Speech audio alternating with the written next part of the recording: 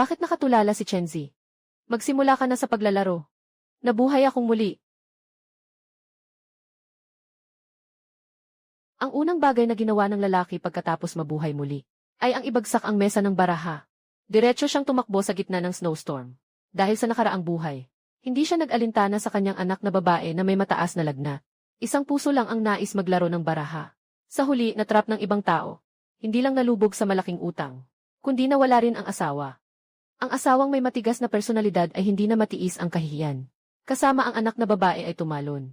At nahulog sa malalim na lambak. Sa isang gabi lamang, nawasak ang pamilya at namatay ang tao. Dahil dito siya ay nagising. Sa huli, sa walang katapusang pagsisisi, namatay siya sa lamig ng malamig na taglamig.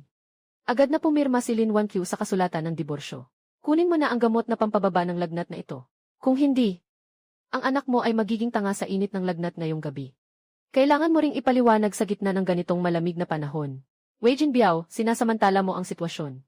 Hindi ka pakakawala ni Chenzi pagbalik niya. Hahaha, si Chenzi. Yung kilalang sugalero sa paligid. Yesi, sa tingin ko ngayon, hindi na siya makabili ng kahit kalahating kilo ng harina. Umaasa ka na yung walang silbi na yun ang magliligtas sa inyo.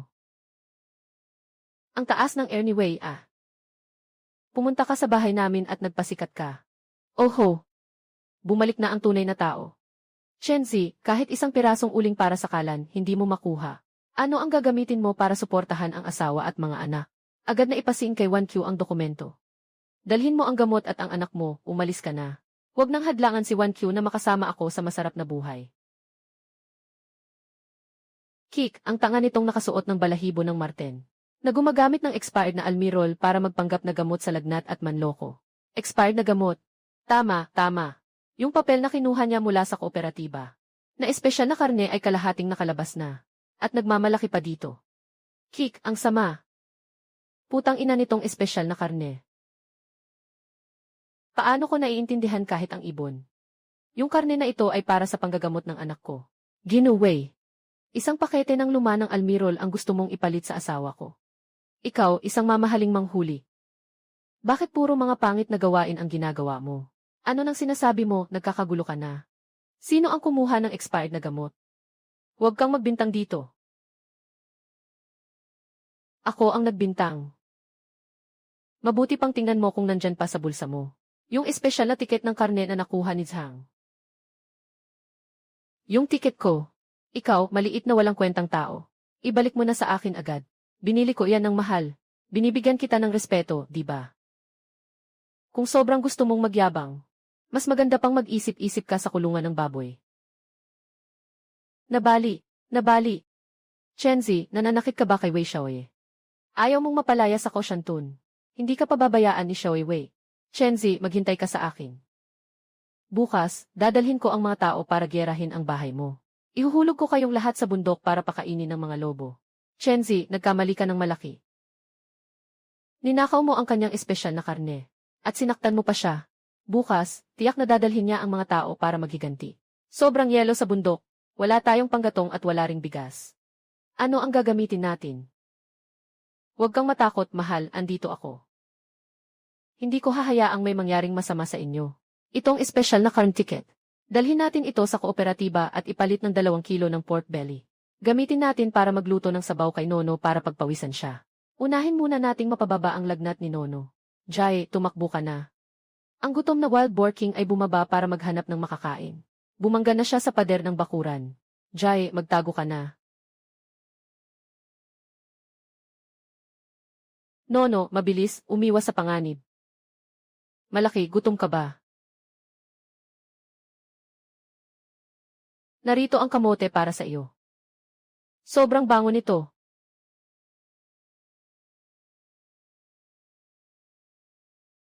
Ah, Diyos ko. Ito ba ay pagpapakita ng Diyos ng bundok? Wangwang, ang malaking butas. Nasisilaw ba ako? Yung batang babae ay inisip na ang wild boar king ay isang laruan. Mukhang mga halimaw ang pamilya ni Wei. Sino ang makakayanan ito? Ang anak kong ito ay may social anxiety. Kahit baboy ramo kaya niyang hulihin. Bakit bumalik na naman si Ginoong Wei? Hindi ba sapat ang oras na ginugol mo kanina sa kulungan ng baboy? Gusto mo bang makipaglapit sa kapatid kong baboy ramo? Hindi pa siya kumakain buong magdamag. Nag-iisip na siya ng pulutan. Shen, hindi ka marunong makipaglaban ng patas. Hintayin mo lang ako. Hindi pa tapos ang bagay na ito. Tara na, mabilis. Napalayo na si Chenzi. Pero paano na tayo mamuhay? Walang laman ang banga ng bigas. Ang kama ay malamig na parang yelo. Ninakaw mo na naman ang karne ni Wei Jinbiao. Siguradong hindi siya titigil dito. Asawa. Naniniwala ka ba sa akin dahil kung hindi ako kukunin ng langit? Kahit pabaliktarin ko ang Chiangbai Mountain. Hindi ko papayagang magutom at magyelo kayong dalawa. Cough. Huling taglagas. Ibalot mo ang huling lumang jacket sa bahay kay Noo-Noo. Kung hindi tayo makakakuha ng panggatong ngayong gabi, kailangan naming ipaliwanag ito sa buong pamilya.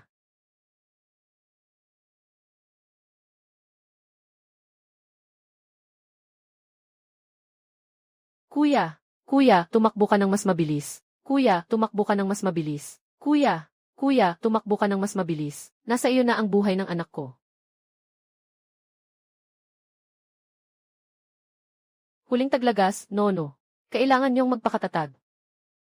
Gagawin ko ang lahat para makabalik na may panggatong.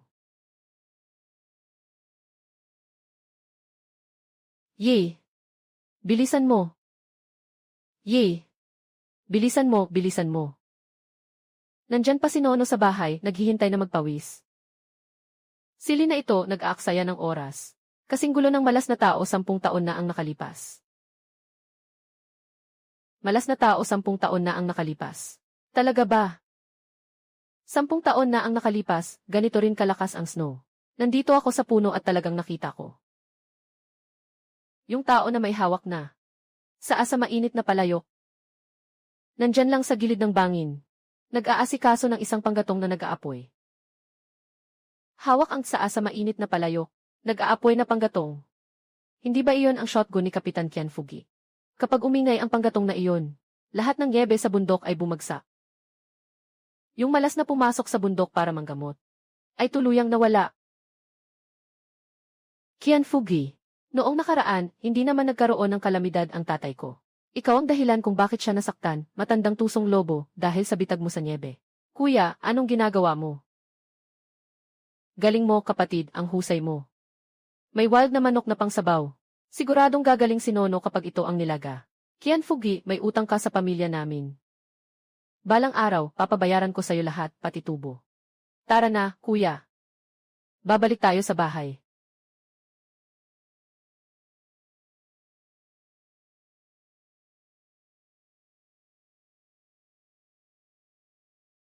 Sa huling taglagas, nakakuha ako ng kahoy panggatong.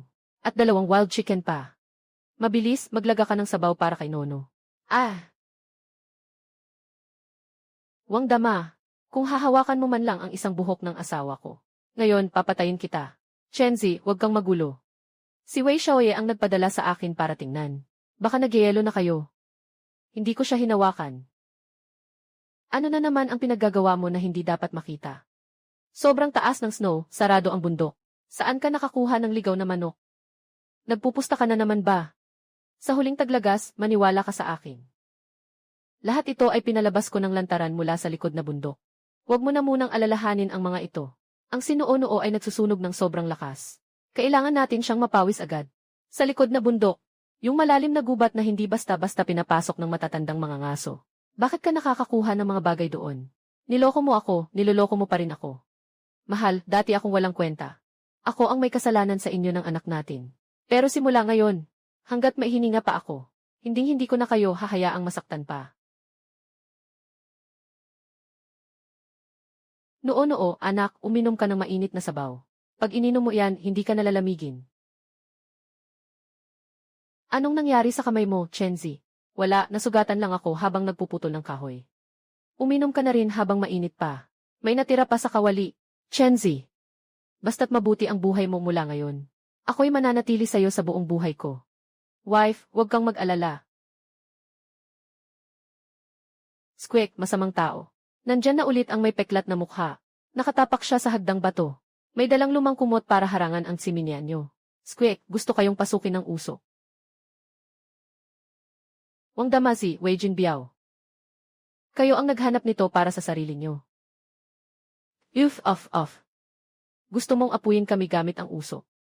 Ngayon, paparamdamin ko sa'yo kung ano ang pakiramdam na lumipad sa langit. Bakit biglang nagkaroon ng malaking usok si Chenzi? Asawa, mabilis, takpan mo ang tainga ni noon. Kayang-kaya ninyong saktan ang asawa at anak ko. Ngayon, sisiguraduhin kong magbayad kayo. Ipapadala ko kayo sa langit, gago. Ay naku. Ay, tulungan niyo ako.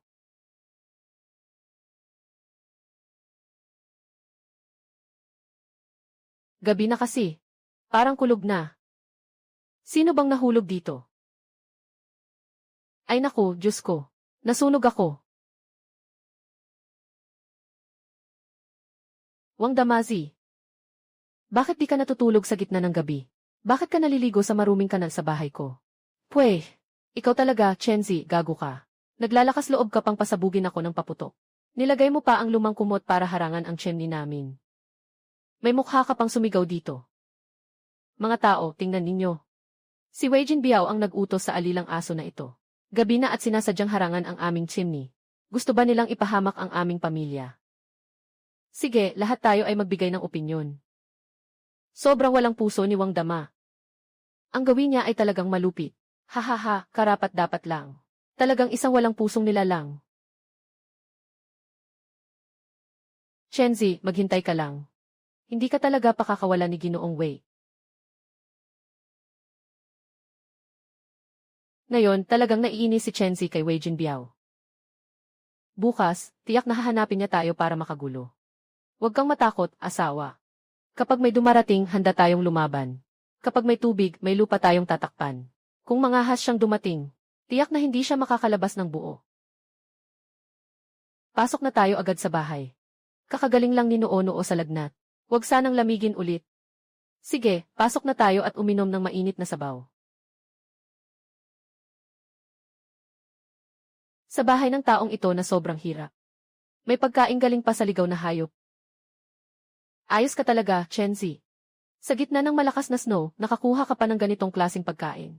Bukas-bukas dadalhin ko ang mga tao para guluhin ang bahay nyo hanggang sa pinakailalim. Kailangan makain ko itong karne, hahaha.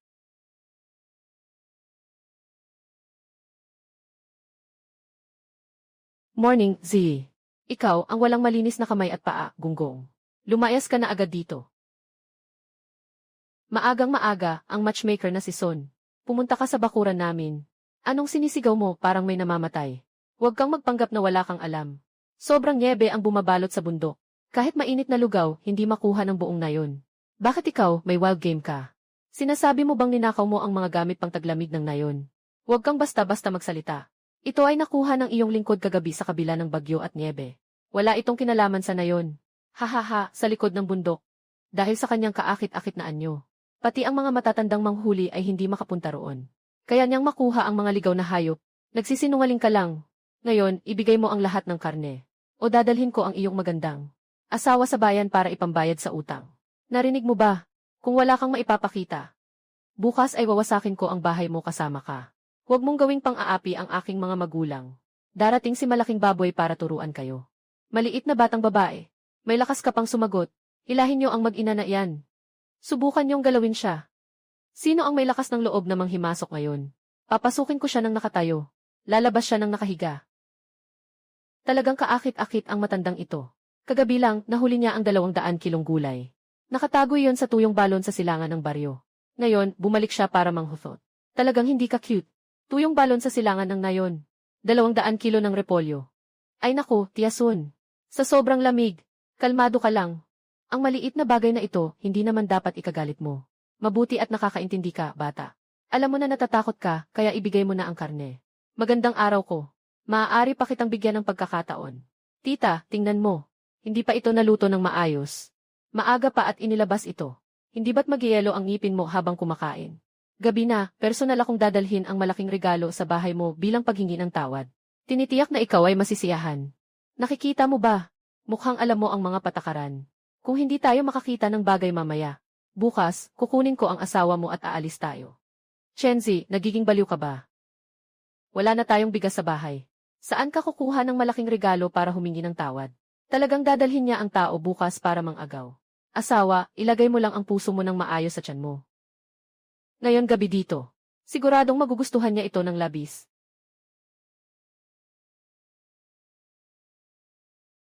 Kapatid, tara, dadalhin kita sa tuyong balon sa silangan ng nayon mamaya. Kakain tayo ng buffet na pagkain. Yung 200 kilo na nakuha ng matandang babae mula kay Son. Nandyan ang mga repolyo sa ibaba. Kumain ka ng mabuti. Kapag busog ka na, ibigay mo sa akin ang natira. Ang galing ng malaking baboy. Ang taas ng pagkakabuka. Tama ang sinabi ng misis. Sobrang pangit ng reputasyon. Talagang hindi na pwedeng makisalamuha sa nayon. Ngayon, gagamitin ko ang bulaklak para sa Budha. Tingnan natin ang larong ito. Sino itong si San Mipo na walang konsensya na nanlilin lang sa mga mahihirap sa kanilang pagkain? Anong cute na may usok na bagay ito? Ninakaw ang lahat ng aking mga pangangailangan para sa taglamig. Sobrang bulag ng Diyos. Oh, Tita San. Bakit ka sumisigaw ng ganito sa umaga? Noong nakaraang gabi, ang regalo kong iyon para sa iyo. Nasiyahan ka ba? Ikaw, tiyak na ikaw ang salarin dito. Ninakaw mo ang aking malaking gulay. Pupunta ako sa grupo para hulihin ka. Sige, pumunta tayo sa grupo. Tara na. At hayaan nating pag-usapan ito ng maayos ng lahat. Ang malakas na snowstorm na ito. Saan ka makakakuha ng 200 kilo ng repolyo bilang isang nag-iisang matandang babae? Ako. Ibinigay ng kamag-anak ko. Anong pakialam mo? Ibinigay ng kamag-anak. Hindi ba't ito ang ibinigay ng bayan sa mga benepisyaryo ng 5 garantiya? Pero sa gitna ng daan, may nagsabi na madulas ang daan.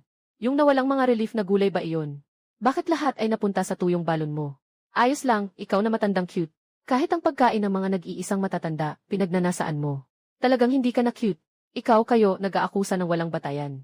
Huwag kayong makinig sa kanyang mga walang kwentang sinasabi. Kung hindi dahil kay Chenzi kagabi tahimik, ihatid mo ang mga gulay sa harap ng bahay ko. Ang katawan kong ito ay nagyelo na sa kama kagabi. Si Chenzi ay isang mabuting kabataan. Talagang mahusay ang ginawa ni Chenzi. Kung may sino man na magsasabi na si Chenzi ay tamad, ako ang unang hindi papayag. Ginoong Lee at mga kaibigan. Noon, hindi ko alam ang mga bagay-bagay pero ngayon, basta't may makakain ako, hindi ko papayagang magutom ang mga kababayan natin. Kakausap lang sa akin ni Papa Dasyo kanina. Na may isang lolo na may mahabang balbas, na humihingi ng tulong sa mga snowdrift. Lolo na may mahabang balbas, pero ang lugar na iyon ay hindi biro ang puntahan ngayon. Kahit kaunting pagkakamali, maari tayong mapahamak. Tatay, sabi ni malaking baboy na may maraming kayamanan na nakabaon sa niebe doon. Punta tayo at kunin ang kayamanan para ipalit. Para sa malaking siomai, okay ba? Hindi pwedeng pumunta si Chenzi sa malalim na bundok, dahil may mga mabangis na itim na oso at mga grupo ng mga lobo doon. Napakadelikado. Hindi tayo pwedeng sumugal. Yung asawa ni Wei Jinbiao, siguradong iniisip pa rin kung paano tayo lalagyan ng bitad. Hindi tayo aabot ngayong taglamig sa kaunting gulay lang na ito. Kailangan nating pumasok sa bundok at maghanap ng mahalagang bagay. Kailangan nating baguhin ang sitwasyon natin. Sabi nga nila, kung ayaw mong pumasok sa lungga ng tigre, paano ka magkakaroon ng anak ng tigre? Ngayon, kaya ko nang maintindihan ang wika ng mga hayop. At nandyan si Nono sa tabi. Walang dapat ikatakot. Ito ay ginawa ko mula sa lumang sweater. Natinahi ko para sa inyo ng magdamag. Kahit na medyo pangit ang itsura. Pero kahit papaano, makakapagprotekta ito sa hangin. Kayo ng lolo mo ay pumasok sa bundok. Kailangan ninyong mag-ingat ng husto .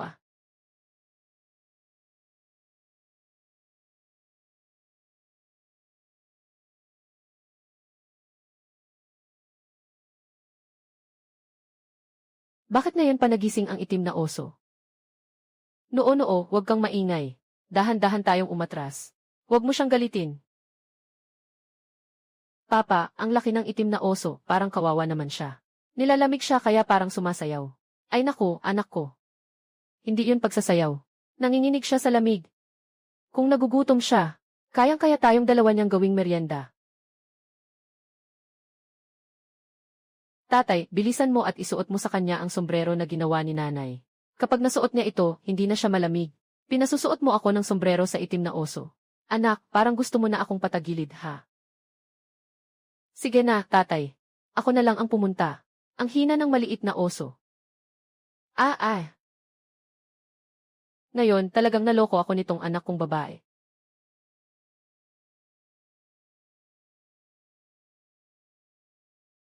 Kuya Beer, magtiis ka na lang sa suot. Hindi talaga magaling ang luto ng asawa ko.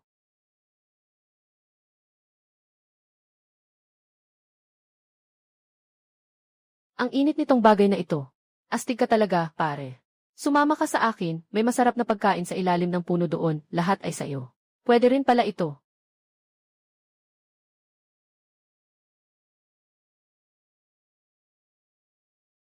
Ano kaya ang kayamanang nakatago sa ilalim nito?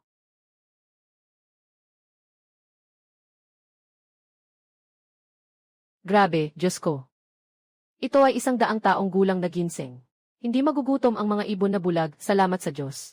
Sa kayamanang ito, si 1Q at Nono ay kayang mabuhay ng 10 taon pa. Masarap na kumakain ng mga steamed buns. Wei Jinbiao, talagang pinaplano mong putulin ang aking buhay. Parang nananaginip ka lang. Walang paraan. Chenzi, talagang swerte mo ngayon. Tingnan mo itong mga ugat, at ang mga perlas na ito. Tiyak na ito ay tunay na 100 taong ginseng. Bibigyan kita ng 500. Dagdagan pa ng 200 kilong rasyon ng bigas at 500 kilong tiket ng uling. Sobrang halaga na ito. Si Laoli ay talagang matapat. Bilhan mo ako ng 2 pakete ng malaking milk candy. Naghihintay pa ang anak kong babae. 500, Laoli.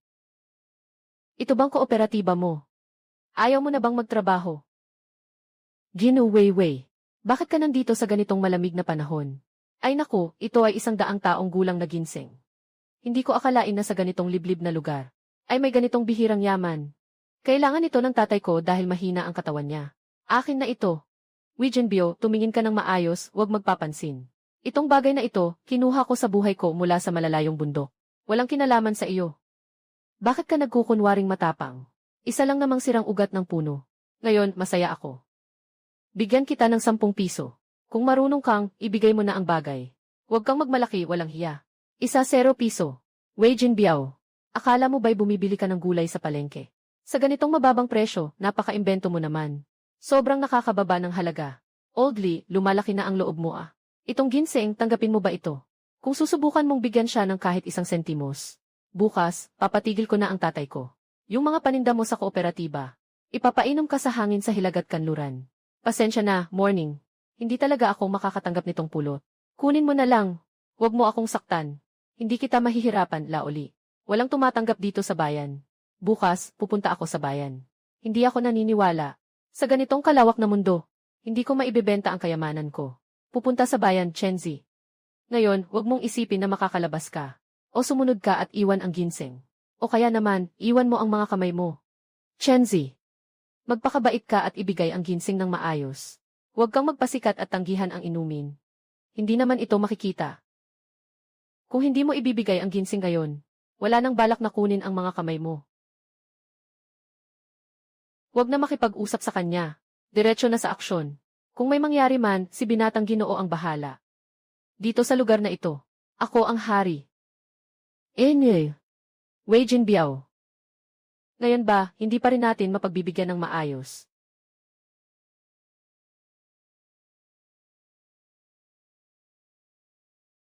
Ah! Ay naku, ang mga mata ko. Nasunog ako. Hahaha, hindi ko maipikit ang mga mata ko. Ku. Chenzi, ikaw na sira ulo. Hawakan mo siya, kuku. Pahiram, Ginoong Wei.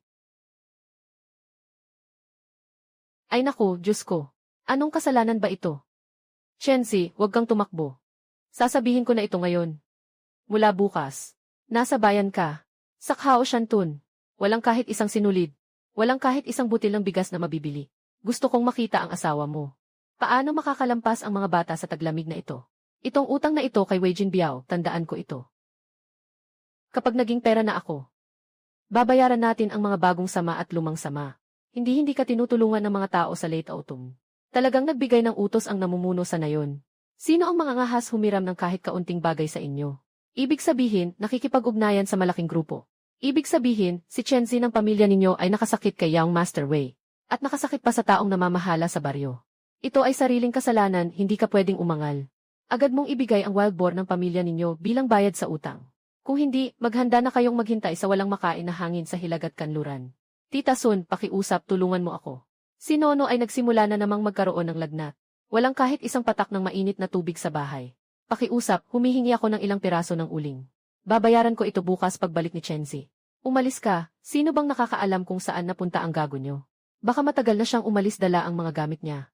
Kayo na lang ng nanay mo ang naiwan dito para maghintay. Lahat kayo, umalis na. Sun Mei po, kung muling hahawakan mo ang aking asawa. Ngayon din ay ilalagay kita sa yelo. Chenzi, huwag kang masyadong nagmamalaki dito. Sinabi na ni Wei Xiaoye at ng matandang Qian na namamahala sa nayon. Sino mang magbenta sa iyong pamilya ng kahit isang butil ng butil, ay mawawala ng daan sa kanilang mga balahibo sa taglamig. Ito ay isang mahalagang bagay na may kinalaman sa kabuhayan ng lahat. Hindi kami walang puso, Chenzi. Sinasabi ni Lao Qian ng malinaw. Kayo ngayon ang malas ng pamilya sa Koshantun. Sino mang kumapit, malas ang dadapo. May utang ka pa sa akin ng 2 yuan noon. Magsauli ka na agad. Sa ganitong malalim na nyebe. Kailangan ng lahat na maghanap ng paraan para mabuhay. Agad mong linisin ang mga utang mo. Huwag tayong idamay. Chenzi. Talagang determinado sila na. Itulak tayong lahat sa bingit ng kapahamakan. Itong mga malamig ang puso at walang awa ng mga asong ulol. Ang ating pagkakaibigan sa araw-araw ay tila walang halaga sa harap ng interes. Bituin ng malas. Kayong lahat, tumingin ng mabuti, anong ito? Ito ay 100 taong gulang na ginseng mula sa kabundukan. Napakamahal nito. Hindi ko papalitan ang ginseng na ito para sa malaking pera. Ang gusto ko lang ay makakuha ng 1 sako ng harina ng mais. O 10 yuan na uling. Ngayon lang ito. May gustong magpalit. Totoo talagang ginseng ng matandang bundok. Kung totoo ito, mahal na mahal ito. Huwag kayong maloko, mga kaibigan. Baka ang ugat na iyon ay karot na hinukay mula sa kung saan. At saka, sino ang magtatangkang labagin ang mga patakaran na itinakda ni Lao Qian? Kung gusto nyo, pwede rin. Ipakawalan mo yung 300 kilogram na baboy sa inyo. Para maibalik namin ang utang namin sa inyo. Talagang maayos. Mula ngayon, ako, si Chenzi, ay titigil na sa pakikipag-ugnayan kay Kaoshantun. Asawa, bumalik na tayo sa bahay. Magbabago na ang panahon. Malapit nang umaraw ang malakas na hangin at nyebe sa hilaga. Maaari tayong magyelo tulad ng isang popsicle.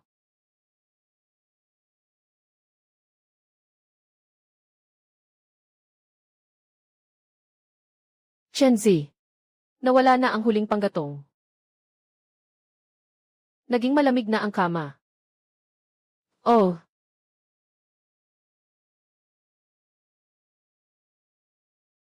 Bumaba ang temperatura sa -35 degrees. Huling bahagi ng taglagas, isuot na ang lahat ng damit. Sa puntong ito, kailangan na lang nating pumasok sa malalim na bahagi ng gubat. Ay, Chenzi. Bakit ang lamig dito sa bahay, parang yelo? Nakikita kong giniginaw si Wan Qiu at ang bata. Talagang hindi maganda ang pakiramdam ko. Lao Qian. Sa gitna ng gabi, nandito ka, nagkukunwaring may malasakit. Sino ba ang pinapanood ng dula na ito? Kasama mo si Wei Jinbiao sa iisang pantalon. Alam ng lahat sa nayon. Huwag ka nang magpanggap na mabuti dito. Masyado kang matigas ang ulo, bata. Paano mo naman kayang talunin si Yaong Master Wei mag-isa? Makinig ka sa akin. Ipasa mo sa akin ang matandang ginseng para ingatan ko. Hayaan mong si Wan Qiu ay pumunta sa bayan para magpakumbaba kay Ginoong Wei. Humingi ng tawad, basta't sundin mo lang. Sisisiguraduhin kong may walang katapusang uling na mainit sa inyo ngayong gabi. Bukas, may mainit na steamed bun ka pang makakain. Pinapapunta ako ni Lao Qian para humingi ng tawad kay Wei Jinbiao. Anong balak mo? Sino ba ang hindi nakakaalam kung anong klaseng tao siya? Sadyang itinutulak mo kami sa apoy. Dapat mong isipin ng mabuti, Wan Qiu. Mas mahalaga ba ang reputasyon o ang buhay? Ngayon, natabunan ng nyebe ang bundok. Kung inis mo si Ginoong Wei, ang pamilya ninyo ay wala ng ibang daan kundi ang kamatayan. Ibigay mo ang ginseng. Yuko ka na lang at tapos na ang usapan. Lutong yiksing. Sinabi ng matandang uwak na 10 taon na ang nakalipas. Ang nagdulot ng pagguho ng yelo na nakasakit sa aking ama ay siya. Matandang Qian, itigil mo na ang iyong peking pagkabait. Gusto mong palitan ang puri ng aking asawa ng uling. At gusto mo akong gawing tanga. Mangarap ka na lang. Lumayas ka dito. Naharangan na ng mga ito ang lahat ng daan sa buong nayon. Ano ang gagawin natin? Walang anuman, mag-impact ka. Papasok tayo sa malalim na kagubatan ngayong gabi. Kung hindi ibinibigay ng langit ang daan, gagawa ako ng sarili kong daan. Sige, susunod ako sa iyo kahit mamatay. Kailangan tayong 3 mag-anak na mamatay ng magkasama. Huwag kang matakot, asawa. Basta't nandito pa ako. Siguradong wala tayong magiging problema. Kapatid, ikaw ang manguna.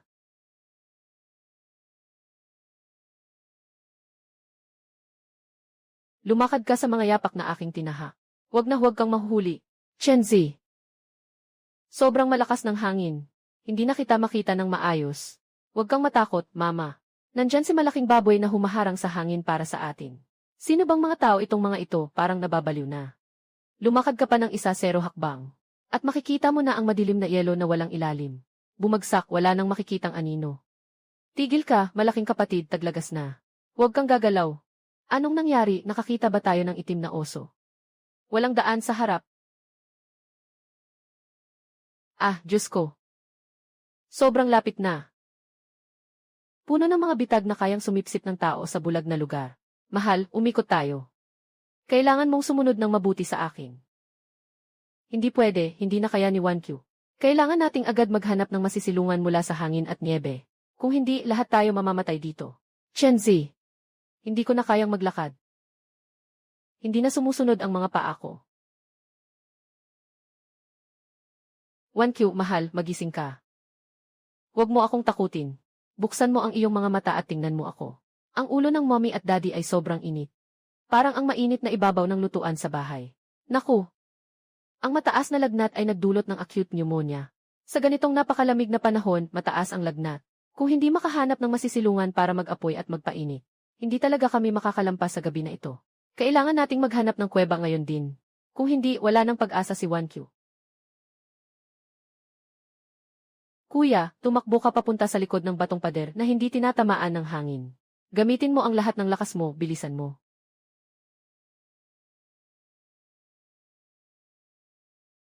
Hoy, ikaw na malaking baboy sa itaas. Huwag mong apakan dito. Sa ilalim ng niebe dito, puro hungkag. Sa ilalim, bangin ang naghihintay. Nakatapak ay bumagsak. Ah, butas na niebe. Huminto ka, kuya. Mabilis, pumunta ka sa kanan. Buti na lang. Napakakakaibang anyo ng Eagle Beak Cliff.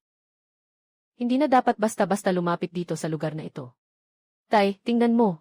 May isang madilim na butas doon. Sige lang, asawa. Umiinit na ang apoy. Ligtas na tayo. Mabilis na gumaling ka, mama. Iniiwan ni Nono ang malaking kamatis para sa'yo. Sa wakas, nalampasan na natin ang pagsubok na ito. Hintayin na lang nating humupa ang late autumn. Makakapag-ugat tayo dito sa malalim na bundok. Ha! Alaynan. Uf! Kapatid, itulak mo na. Harangan mo ang butas. Naku, mukhang walang pag-asa na matutulungan tayo ng mga baboy ramo. Ngayon, sarili lang natin ang maasahan. Wolf, wala kaming masamang intensyon. May mga nagyayelong ligaw na manok at kuneho sa malalim na bundok. Sapat na iyon para sa inyo upang makakain ng mabuti. Kumain kayo niyan. Huwag munang galawin ang pamilya ko. Punitin sila. Kainin, kainin. Tapos na, itong mga hayop na ito ay nagugutom na sa kabaliwan. Hindi na makinig sa kahit anong salita. Ang natira na lang sa isip ay ang instinct na kumain. Umalis ka, sino ang mangahas na lumapit pa? Sino man ang lalapit, makakasama ko sa kamatayan. Mama, papa. Ang malaking lobo ay napakabagsik. Asawa, isara mo ang mga mata ni Nono. Hanggang may hininga pa ako. Hindi nila kayang galawin kahit isang balahibo ninyo. Ming! Ming! Halika na, kayong mga kaibigang cute. Sasagupain ko kayo.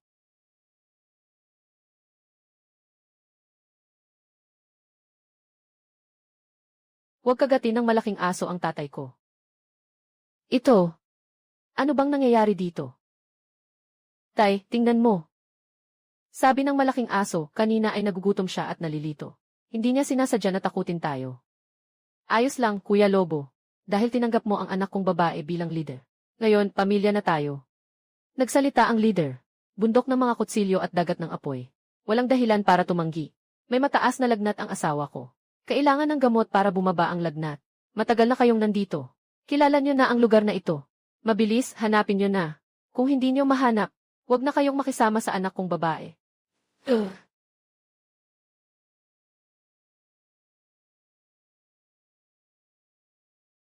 Grabe, napakalamig na snow lotus.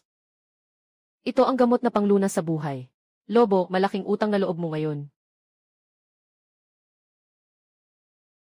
Chenzi, ano ba ang nangyayari sa akin? Parang nakalakad ako sa bangin ng kamatayan. Nandito ako, hindi ka nila makakakuha kahit sino. Kamusta ang pakiramdam mo ngayon? Chenzi, itim na oso. Mali, lobo iyon. Napakalaking lobo. Malaking aso. Pumunta ka roon at kunin ang buto. Ikaw, nababaliw ka na. Dalhin mo si Nono dito. Ang mga mabagsik na hayop ay nakakasakit. Asawa, ilagay mo na lang ang puso mo sa tiyan. Sobrang galing ng katawan ng anak natin. Ngayon, itong Scar-Eyed Wolf King ay ang ikalawang tauhan natin. Mas masunurin pa kaysa sa malaking asong galing sa baryo. Inay, tingnan mo. Kahit ang malaking aso, umiikot pa rin ang paikot-ikot. Talagang naging likod bahay ng pamilya natin. Ang malalim na bundok na ito ay talagang, paano may makakapunta dito? Wolf, ingatan mo ang anak kong babae. Sino ang may lakas na pumasok? Diretso siyang papatayin. Sino ang nasa labas? Huwag magpanggap, lumabas ka na. Isa siyang malas na tao na nagbebenta ng balahibo sa bundok. Siguro naligaw siya sa malawak na kagubatan. Sa huli, namatay siya sa lamig dito. Tatay, bakit natutulog ang tiyuhin na ito sa snow? Hindi ba siya giniginaw? Tao ni Wei Jinbiao. Nandito ang batang ito noong nagkaroon ng malakas na snowstorm. Bakit magpapadala ng tao sa malalim na kabundukan at madilim na lugar? Tingnan mo ang lalim ng mga yapak na ito. Hindi isa lang ang pumasok sa bundok, at may dalang mabigat na bagay pa. Natatakot na ang mga kuneho sa ingay. Sa malaking kuweba sa unahan, maraming dalawang paa na hayop ang nagkakatuwa. Nakakatakot talaga. Wei Jinbiao, ang lihim na pugad mo sa pagbebenta ng balahibo ay nakatago dito sa malalim na bundok, dahil itinuro na ng Diyos ang daan sa akin. Ang kargamentong ito ay aking tatanggapin. Masyadong delikado si Chenzi. Hindi ba pwedeng hindi pumunta? Siguradong may mga armas ang mga taong iyon. Mahal, huwag kang mag-alala. Dahil kung ibinigay ng Diyos ang mga kagamitan na makakapagligtas ng buhay sa harap ng ating bahay, hindi ko ito kukunin. Hindi ko naman maiiwan ang nyebe. Maghintay ka lang na makabalik ako. Si Wolf at ang mga kapatid ay magbabantay sa pasukan. Kung may man lang maglakas loob na lumapit sa asawa ko at anak ko, huwag na kayong magdalawang isip. Dali-daling salubungin at saktan siya. Grabe talaga ang panahon na ito. Si Ginoo Wei ay ayaw magpahuli sa nyebe. Sa panahon ng pagyeyelo, gusto niyang magbilang ng mga kalakal dito.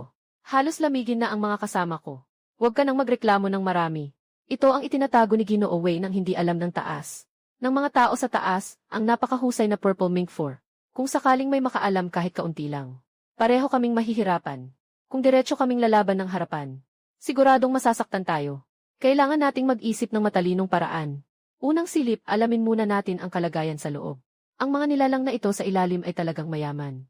Puno ang lungga ng mga bundok ng puting harina at mga bola ng uling. At mayroon pang daan-daang balat ng marten. Sayang, hindi naman tayo kumakain ng gulay. Tama ka dyan. Yung matabang nakasuot ng coat na marten. Kanina lang ay sinasabi niyang, gusto niyang ipagpalit ang mga ito sa bayan para sa malaking pera. Mga mahahalagang bagay mula sa bundok. Pulang uling. At ilang daang piraso ng balahibo ng Weisel. Wei Jinbiao, ikaw na walang hiya. Sadyang inangkin mo ang lahat ng mga gamit para sa taglamig ng buong nayon. Lahat ay nakatago dito sa malalim na gubat para kumita ng masama.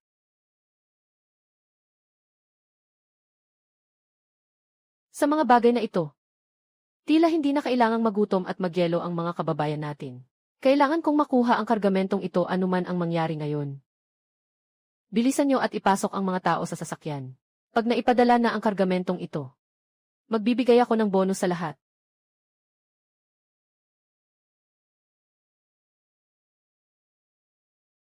Asawa. Itong mga halang na ito ay gustong putulin ang ating kabuhayan. Ngayon, sisirain ko ang kanilang pugad. Babalikin ko ang mga pagkain na para sa lahat. Kapatid na Wolf, lahat magpakatatag kayo. Ngayong gabi, dadalhin ko kayo sa isang malaking kita. May masarap na pagkain na naghihintay sa atin.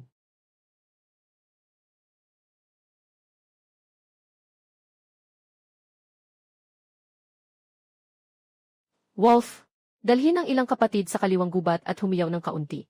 Iwasan ang dalawang bobo na nagbabantay, tandaan mo. Huwag makipaglaban, basta laruin mo lang sila.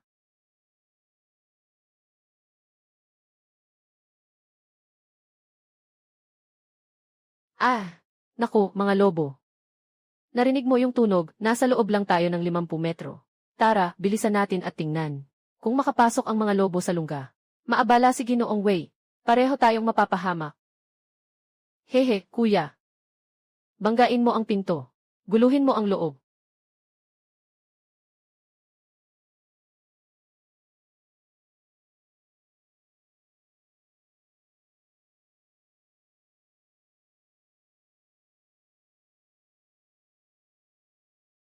Ay naku, Diyos ko.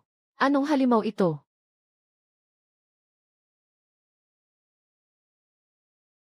Tulong, nagalit ang Diyos ng bundok. Naging espiritu na ang baboy ramo, tumakbo na. Anong nangyayari? Saan galing ang baboy ramo? Harangin mo yan para sa akin. Bilisan at pigilan mo yan. Aalis muna ako. Kayong mga walang silbi, harangin nyo.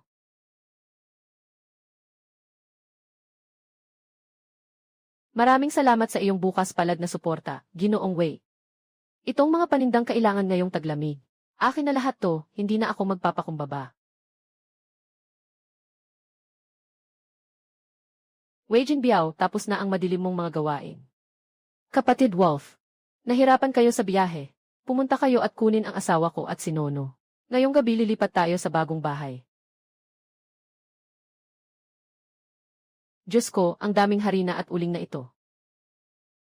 Chenzi, inalis mo ba ang lahat mula sa supply cooperative? Asawa. Lahat ng ito ay itinago ni Wei Jinbiao. Yung mga smuggled na itinago sa taas ng palihim. Nais niyang putulin ang kabuhayan ng mga kababayan natin sa baryo. Ngayon, sa atin na ang lugar na ito. Kasalanan niya rin ang nangyari sa kanya. Hehe, Papa. Ang itim na batong ito ang init-init. Mas mainit pa kaysa sa lupa sa bahay namin. Sa mga huling taon ng taglagas, sumama ako sa akin. Sobrang dami ng paghihirap na naranasan mo. Mula ngayon, nangangako ako.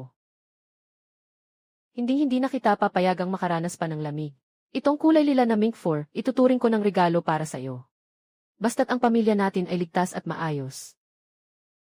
Mas importante pa kaysa lahat. Haha. Ang ganda ng suot mong bagong damit, nanay. Parang diwata. Matandang kiyan. Ang mamahaling mink fur ko na nagkakahalaga ng ilang libong yuan. Pati ang bundok ng pinong harina. Lahat kinuha ng batang si Chenzi, yung walang kwentang bata. Talagang babalatan ko siya. Para malaman niya ang kahihinatnan ang paggalit sa akin. Young Master Wei, huwag ka munang magalit. Ang malalim na bahagi ng bundok na ito ay palaging isang delikadong lugar na. Maging ang mga matatandang manghuli ay hindi basta-basta pinapasok. Ngunit si Chenzi ay hindi lamang nakaligtas ng walang pinsala, kundi natagpuan din ng tama ang iyong napakanakatagong butas. Hindi mo ba naiisip na may kakaiba dito? Wala akong pakialam kung ano ang kakaiba. Nawalan siya ng aking pinagkakakitaan. Parang pinutol ang aking kasiyahan. Pupunta ako sa bayan ngayon para tumawag ng tao. Kung hindi ko siya aayusin, isusulat ko ang pangalan kong Wei Jinbiao pabaligtad. Malamang ay may alam siyang mga bagay na hindi niya dapat malaman.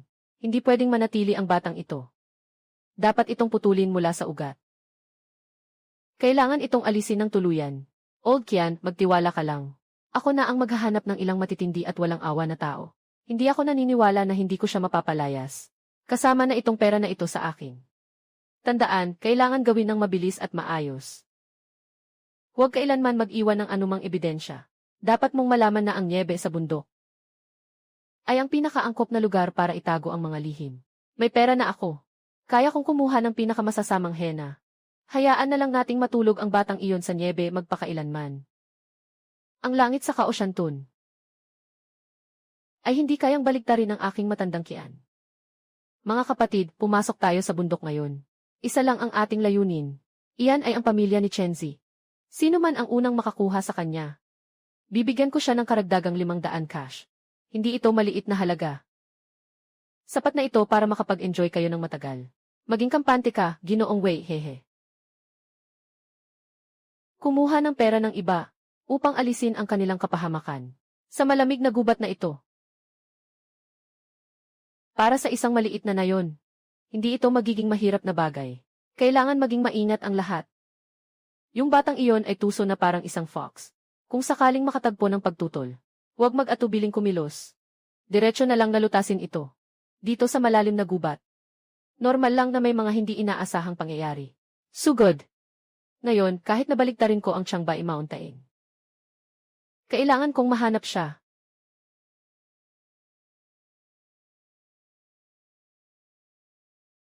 Ay naku, hindi maganda ito.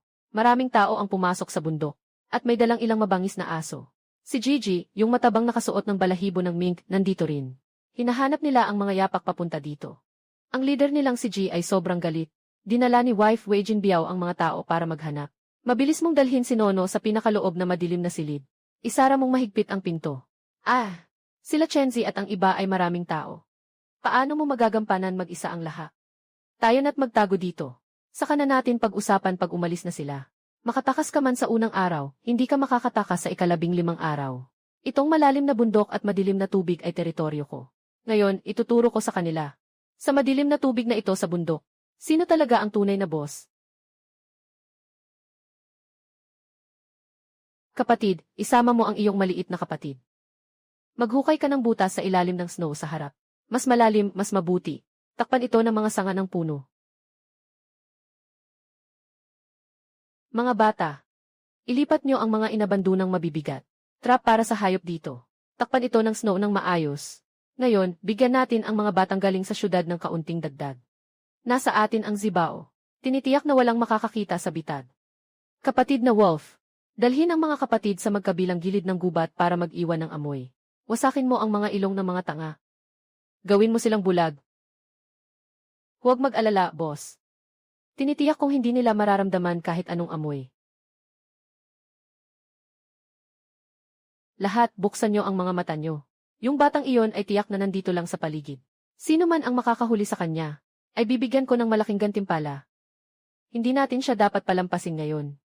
Tingnan mo lang, Ginoong Wei. Sa ganitong malamig na panahon, yung isang batang walang kwenta ay hindi makakalipad sa langit. Mga pare, sabay-sabay tayong umatake. Agad siyang pabagsakin. Ay, may nakatago sa aking mga binti. Sa ilalim ng niebe puro mga pangil. Anong kaba, isang maliit na baryo lang, anong malaking gulo ang kaya nitong gawin? Sino man ang pumunta, alisin siya sa mga pangil. Iba, palakihin nyo pa ang mga mata nyo.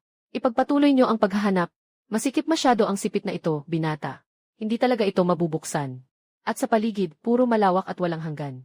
Sino ba ang nakakaalam kung alin sa mga hakbang ay may hukay? Walang kasiguraduhan ang mga kasama. Kung walang kasiguraduhan, may pera ka na ngayon. Magkakaroon ka na ng kumpiyansa. Ngayon, gagamitin natin ang mga paa natin. Kailangan mo ring ilabas ang batang iyon. Sino ang magtatangkang umatras? Sisirain ko siya. Mayaman si Wei Jinbiao, kayang ipagalaw ang mga demonyo. Ngunit sa ganitong malamig na panahon, mas mababa pa ang halaga ng pera kaysa sa utot.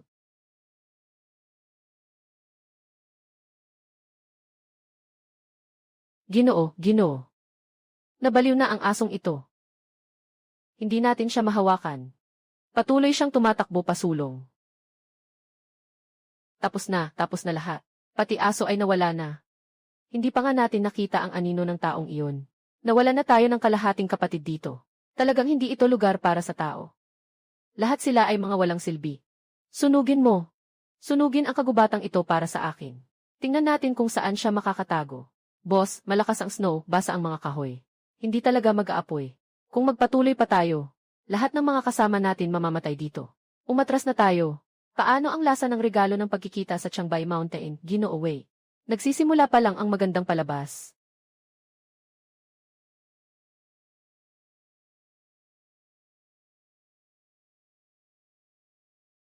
Magkakampo tayo dito ngayong gabi. Bukas ng umaga.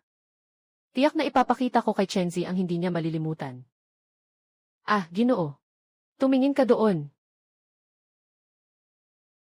Ginoo. Ulupong. Lahat sila ay mga ulupong na palibutan tayo ng mga lobo.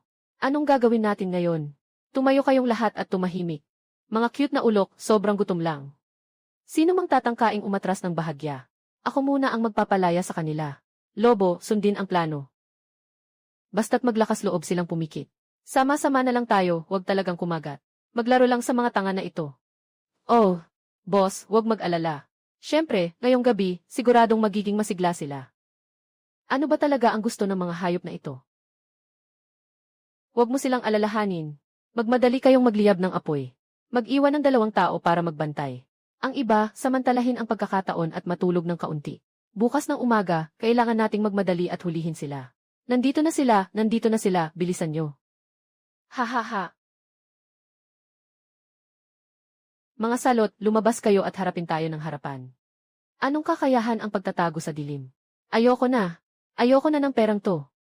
Kung magtitiis pa tayo ng ganito, kahit hindi na kumilo si Chenzi, Mamamatay na lang tayong lahat dito sa lamig. Kaibig-ibig, tumayo ka dyan. Mag-uumaga na.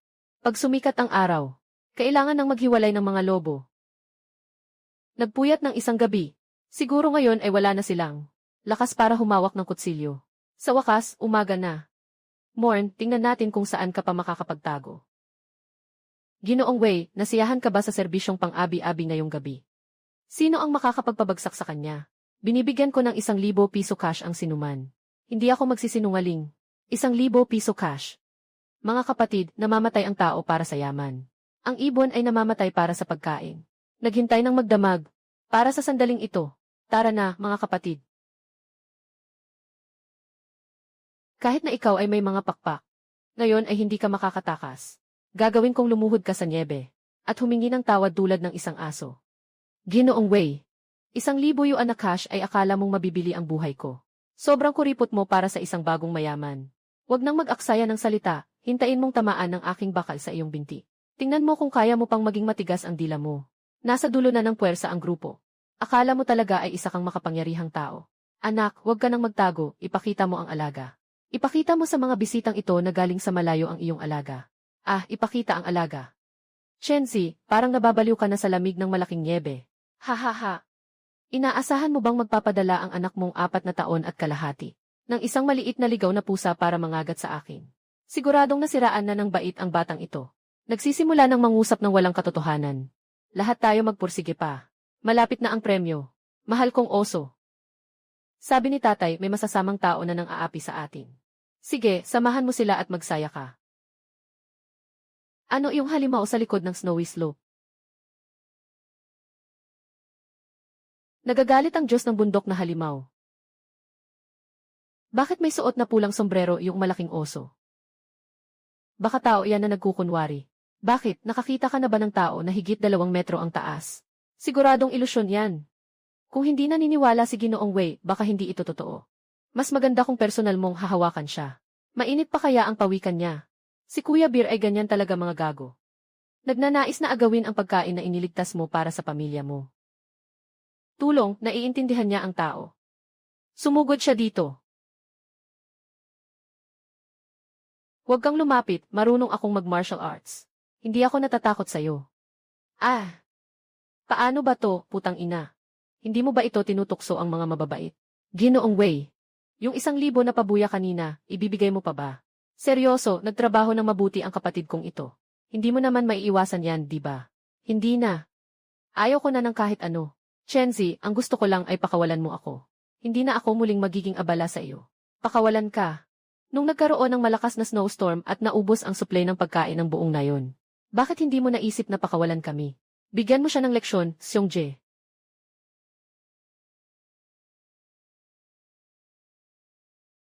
Chenzi, huwag kang magmalaki. Parang pinapahintulutan mo siyang umakyat. Ano ba yang mahika na yan? Anong klaseng mahika yan?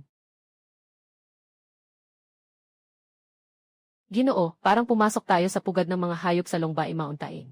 Yung batang babae na yun, akala niya ay isang rocking horse ang baboy ramo. Walang silbi, hawak niyo ba ang panggatong na baton? Sugod kayo. Isa lang siyang 4 na taong gulang na bata. Kayang durugin ng baton ang batang yun. Bata, walang paraan para labanan ito. Nasa harap ang daan-daang kilong wild boar king. Sa likod puro lobo. Kulang pa ang bilang natin para maging merienda nila. Magbibigay ako ng 2,000. Sino ang maghahatak sa batang babae na iyon pababa? Kung may mangyari, ako ang bahala. Wei Jinbiao, dahil sa katigasan ng ulo mo. Ngayon ay ipapakita ko sa iyo ang mga patakaran ng malalim na bundok. Anak, linisin ang lugar. Sugod, malaking baboy. Itulak ang lahat ng masasama. Nanay, tulungan mo ako. Ayaw ko na ng pera. Maawa ka po, lolo ng bundok. Maawa ka po, lola. Hindi na po kami ulit. Chenzi, kung gagalawin mo ako, hindi ka palalampasin ni Lauqian. May totoong baril siyang naglalabas ng apoy. Si Lauqian. Siguro abala siya ngayon. Itago ang mga utang noong 10 taon na ang nakakaraan. Wala kang oras para alagaan ang isang pamilyang walang kwenta tulad mo. Huwag kang lumapit. Ang tatay ko ay direktor ng pabrika.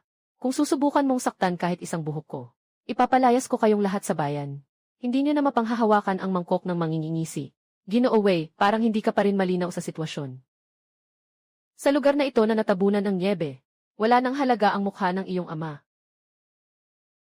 Ikaw na lang ang bumaba ng maayos. O hayaan kong patanggalin ni Kuya Beer ang punong ito. Chenzi, Ginoong Chen. Nagkamali ako, alam kong nagkamali ako. Mabilis, ipakalat mo ang grupong ito ng mga halimaw. Pakiusap, patawarin mo ako. Patawarin ka na. Kung si Yang Master Wei ang nagsabi niyan.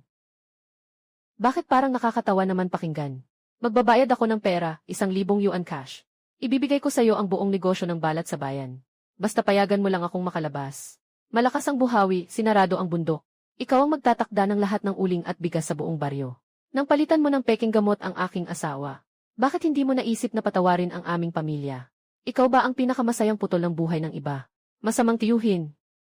Binubuli mo ang mama. Hindi ka pakakawala ng malaking aso at malaking oso. Chenzi, hindi ka pwedeng basta-basta. Kung hindi ako nakabalik, siguradong hahanap ang tatay ko ng tao para ayusin ang Koshiki. Yeswe, hindi kita gagalawin ngayon. Sa gabi ng Changzi Mountain, nasa ilalim ng 30 degrees. Ngayon, maranasan mo ng mabuti ang malamig na puno. Kung ano ang ibig sabihin ng nagielong niebe. Ito ang pinakamainam mong pagkakataon para magmuni-muni. Kapatid na Wolf, may katarungan ang mga masama. Bantayan mo ang mga kapatid dito ng mahigpit. Kung maglakas loob siyang bumaba, turuan siya ng mga alituntunin.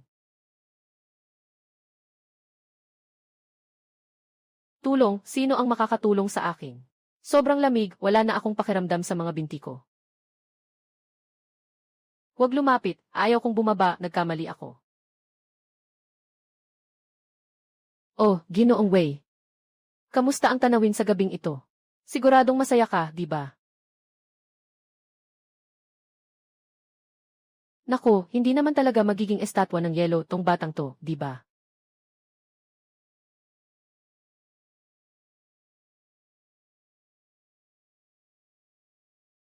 Ah, ang binti ko. Si Chenzi, ang gago, sinira ang binti ko. Sa ilalim ng 30 degrees, nakabitin sa puno ng isang gabi. Mukhang hindi na maiiwasan ang mga binti mong to. Mukhang sa natitirang buhay ko, si Ginoong Wei, ay sa wheelchair na lang ako mabubuhay. Sinira mo ako. Hindi ka papayagan ng tatay ko. Gagawin kong walang matutuluyan ang pamilya mo sa Kaohsiantun. Nagmamalaki ka pang gamitin ang tatay mo laban sa akin. Ngayon, oras na para ayusin ang mga lumang utang. Yung malaking utang na nagdulot ng kahihiyan sa akin 3 taon na ang nakalipas. Ano ba talaga ang nangyari? Sabihin mo. Sabi ko, binayaran ko ang mga tulisan sa mesa ng baraha. Sinadya nilang ilagay ka sa patibong. Gusto ko lang na maging isang sugapa ka sa sugal. Para madali kong maagaw si Lin Wanqiu. Isang malupit na plano na tumama sa 2 ibon. Kung ganoon, balikan mo pa ang alaala mo. 10 taon na ang nakalipas, ang tatay ko ay nadaganan ng niebe sa likod ng bundok. Wala man lang naiwan kahit anong gamit. Gaano karami ang alam mo tungkol dito? Wala akong kinalaman dyan. Talagang hindi iyon tungkol sa akin, si Lao Qian. Anong masama kay Lao Qian? Sabihin mo sa akin ng malinaw, salita sa salita. Kung may kahit isang kasinungalingan, ililibing kita dito sa yelo ng walang hanggan. Sobrang taas ng niebe noong 10 taon na ang nakalipas. Huhuhu. Hindi ako ang may kasalanan kay Old Man Chen. Ikaw ang nakakita na naghukay ako ng puno. Tama nga siya. Old Qian, ang cute mo talaga. Wei Jinbiao, mukhang lugi na ang buhay mo. Iniwan kita dito sa niebe. Kung makakabalik ka pa ba ng buhay, nakasalalay na sa kapalaran mo. Nasa iyo na ang tadhana kung makakaya mong makabalik. Dalhin mo ako palabas. Lao Qian, bumalik na ang iyong katapusan.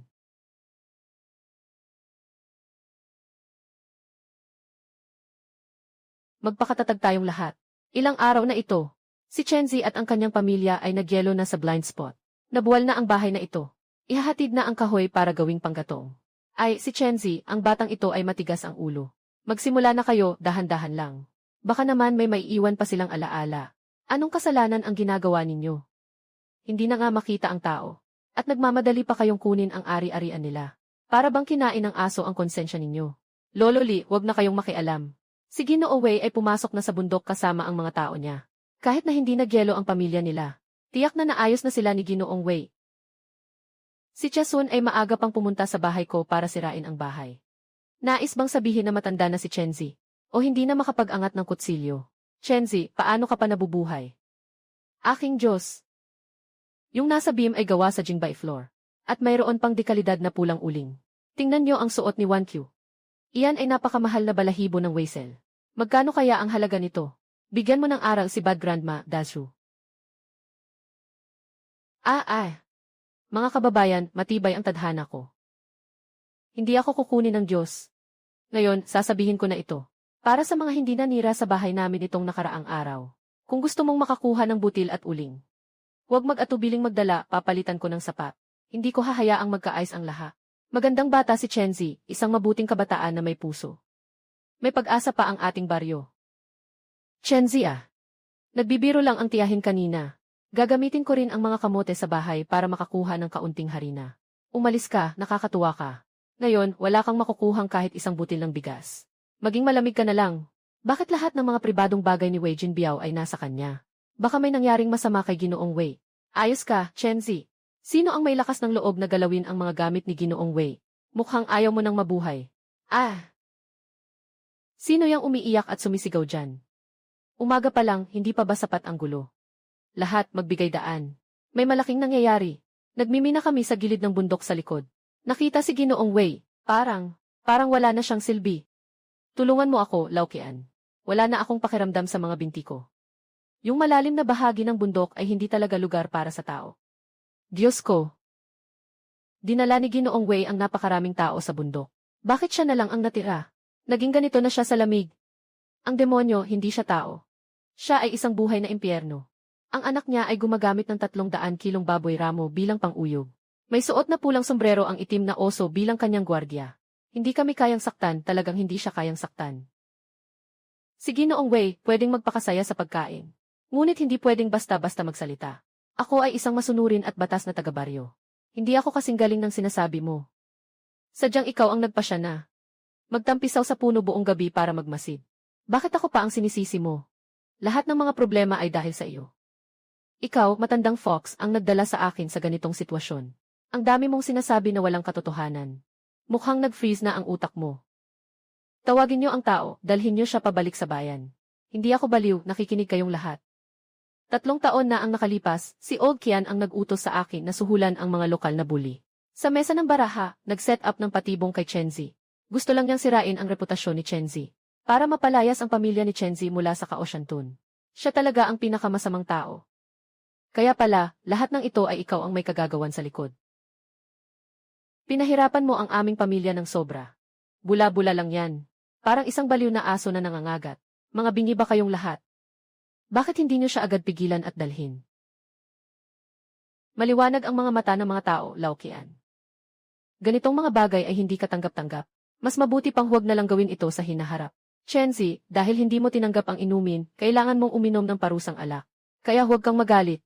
Huwag mong sisihin ang aking pagiging malupit. Senzi, huwag kang magpakaseryoso sa mga kasinungalingan dito. Ang sasakyan ay puno ng mga peking produkto at mamahaling balahibo ng Weisel. Siyempre, ito ay mga iligal na kalakal na nakuha mo sa maling paraan. Kunin ng mga gwardiya ang lahat ng mga ipinagbabawal na bagay na ito. Narinig mo ba, Chenzi? Maging matalino ka at ibigay mo na. Kung hindi, hindi ka tatanggapin dito sa Kaoshantun. Laukian, ito ay isang malinaw na pagnanakaw. Ito ang mga supply na nakuha ni Chenzi sa kanyang buhay. Laukian, malinaw ang iyong balak. Narinig ko ito kahit na nasa malalim na bahagi ng Qiangbei Mountain ako. Gusto mong angkinin ang aking mga yaman. May kakayahan ka ba nito? Kapatid, may nagmamalasakit sa ating supply ng pagkain. Bigyan natin sila ng kaunting lakas. Para malaman nila kung ano ang tunay na pinakamataas na mandarambong. Ay naku, Diyos ko. Nabaliw na ang baboy, umalis ka. Nagbago na ang panahon ng matandang pera. Ang mga lumamong trick ay hindi na epektibo. Ang mga high-end na manghuli ay madalas na nagpapakita bilang kanilang biktima. Ngunit ngayon, ilalabas ko na ang aking baraha. Ako ang iyong hindi mo kayang labanan na ama. Sige, subukan mong makipag-away sa akin. Nag-aaklas ka na laban sa langit. Dalhin mo ang iyong aso. Lumayas ka agad sa bakura ng bahay ko. Kung maglakas loob ka pang bumalik, ipapakita ko sa iyo kung bakit namumula ang mga bulaklak. Ayos, Chenzi, matapang ka pala. Tingnan natin kung hanggang saan ka. Hindi pa tapos to.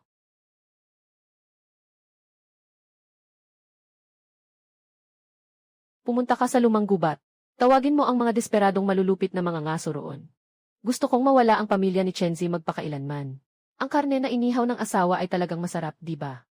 Ikaw lang ang nagpapakita. Bilisan mo at lagyan ng piraso si Nono. May malaking problema na nangyari. His! Bakit ang pusa ng gabi ay lumabas sa liwanag ng araw? Yung matandang may purple clay pot ay tumawag na. Maraming tao na may mahahabang tubo ang bumaba ng bundok. Amoy pulbura ang mga taong iyon. Nakakatakot talaga, Gugu. Mga taong may mahahabang tubo. Baka mga iligal na mga ngaso sila. Anong nangyari kay Chenzi? Asawa, si Laoqian ay desperado na. Kumuha siya ng mga kriminal mula sa blind spot. Lahat sila ay may apoy na damit sa kamay. Yung apoy na damit, delikado yan. Hindi natatakot ang tatay. Hayaan mong bumangga ang malaking baboy sa kanila. Anak, mag-ingat ka, iba ang mga masamang tao ngayon. Asawa, dalhin mo si Nono sa bodega agad. Espress mo ang pinto ng mabuti. Huwag kayong lalabas kahit anong mangyari. Paano ka na? Iyan ay isang apoy na jacket. Paano mo hahadlangan? Asawa, mag-alala ka lang. Dahil kung hahamon sila sa akin, kailangan ko silang bigyan ng konting trabaho. Sundin mo lang, bumaba ka na. Ito ay isang high-level na laro. Kadalasan, kailangan lang ng pinakasimpleng bitag. Ngayon, ipapakita ko sa iyo kung ano ang walang balik.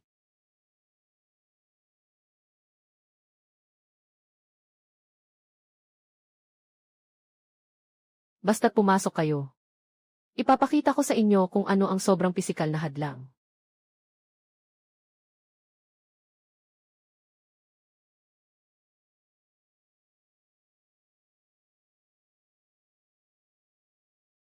Lahat kayo, maging maingat sa mga galaw. Dahan-dahan lang. Huwag mag-alala, kuya. Para sa isang batang pasaway, hindi pa ito hawak na hawak. Sabi ni Laoqian. Sobrang kakaiba ng batang ito. Pagpasok, unang ginawa ay nilinis ang bahay gamit ang apoy.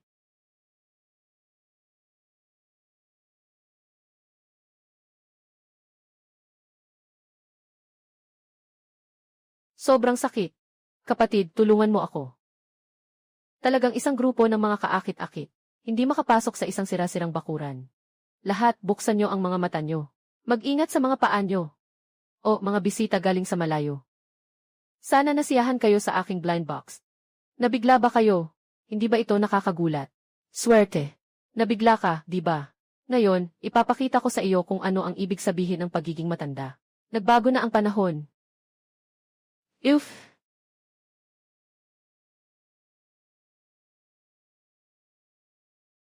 Ay naku, mga kapatid, takot sa mga armas ang mga tao.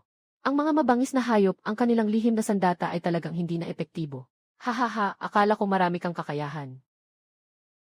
Kapag tumunog ang baril, natatakot ang lahat ng iyong mga kaalyado at tumatakbo. Ngayon, nawala ka na ng malay, di ba?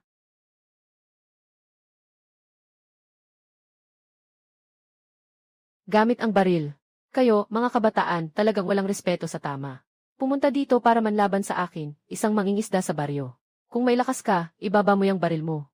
Mag-isa tayo. Mag-isa tayo, iniisip mo ba na parang laro lang ito? Nasa loob na si kuya. Buksan natin ang pinto. Diretso na siyang ipadala sa kahon ng pagkain. Sa susunod na taon sa araw na ito, kaarawan mo na, Chenzi. Inutusan ako ni Laoqian na iparating sa'yo. Sa susunod na buhay, siguraduhing maliwanag ang mga mata mo. Huwag mong galitin ang mga tao na hindi mo kayang labanan. Hindi ka makakalaban ng basta-basta. Hindi kayang tiisin ng katawan ang pulbura at bakal. Kailangan nating maghanap ng paraan para magtagal. Papasukin mo at hanapin. Walang kahit isang langaw ang dapat makaligtas. Kailangan siyang mawala ngayon. Tumakbo ka, bakit hindi ka tumatakbo? Taya ako, mas matigas ang ulo mo kaysa sa jacket ko. Sobra kang nagagalit, bata. Itong madilim na nilalang ay nakatukod sa iyong noo. Hindi maganda ang pakiramdam, di ba? Lolo Kian, gabi na, kasama ang mga manghuli ng mga ligaw na hayop, pumasok ka sa bahay ko. Hindi ka ba natatakot na matuklaw ang mga taga rito sa likod mo?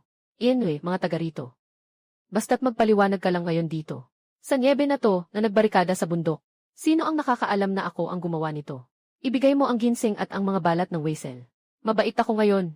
2 binti lang ang papayagan kong masaktan. Bibigyan kita ng pagkakataon. Akala mo ba madali lang ang pagsubo sa akin? Hindi ka ba natatakot na masira ang ngipin mo? Ayaw mong makinig kaya parusa ang darating. Bakit pa tayo nakikipag-usap sa kanya? Diretso siyang dalhin sa daan. Kailangan nating maghanap. Tumigil kayong lahat. Sino ang may lakas na galawin ang aking lalaki? Walang problema, sabay-sabay tayong umakyat sa langit. Delikado ang mga ganitong baliw. Bumaba ka na agad. Lumayo ka, hindi ako nagbibiro ngayon. Akala nyo ba ay madali akong takutin? Ito ang mga paputok na ginawa ni Chenzi. Ito ay mga homemade na paputok. Sapat ang lakas nito para ibuwal ang bahay na ito. Kung ayaw mong masaktan, umalis ka na. Ikaw, huwag kang magulo, huwag kang magulo. Malapit nang maubos ang apoy. Ang asawa ko ang galing-galing niya. Yun na nga. Hihi. Ay naku, ay naku. Ay, ang mukha ko. Naasar ang asawa ko. Para kayong nakipagbakbakan sa pader. Si Lolo Kian, dalhin mo ang aso mo at umalis ka na agad. Nabaliw na ang pamilyang ito, lahat sila'y mga baliw, umalis na, bilisan mo. Ha ha ha.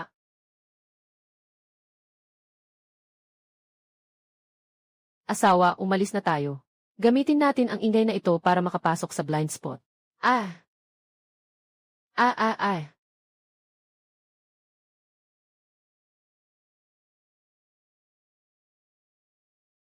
Bakit nakatitig lang kayo, mga cute? Kumilos na kayo. Hindi natin siya pwedeng palayain ngayong araw. Eto. Chenzi, tingnan natin kung paano mo malalampasan ang bakal kong buhangin gamit lang ang dalawang paa mo. Yuko, asawa ko. Hindi tayo mananalo sa takbuhan laban sa mga hayop na to at sa mga dala nilang pamalo. Tumakbo tayo papunta sa kagubatan ng Niebe sa likod ng bundok. Basta makapasok lang tayo sa gubat. Sila ay bulag na nakabukas ang mata. Ang masamang lolo ni Papa ay hindi marunong sumunod sa mga patakaran. Mabilis tayong magpapaandar ng malaking baboy para banggain siya. Enye. Tama ang sinabi ng anak na babae. Kung hindi natin kaya, sumali na lang tayo. Kung hindi tayo makatakbo, magpapaandar tayo ng ibon. Ngayon, ipapakita ko sa iyo ang isang pisikal na pandaraya. Huwag na kayong matulog, mga kapatid sa puno. Lumabas na at mag-surf. Tulungan niyo akong linisin ang mga yapak sa lupa.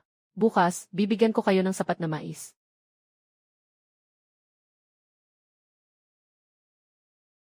Gusto ni Lao Kian na sundan ang mga yapak para mahuli ako.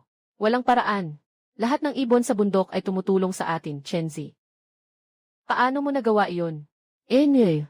Ito ang mataas na antas na sitwasyon, Mrs. Kadalasan, kailangan lang ng pinakasimpleng pisika. Tara, umalis tayo patungo sa malalayong bahagi.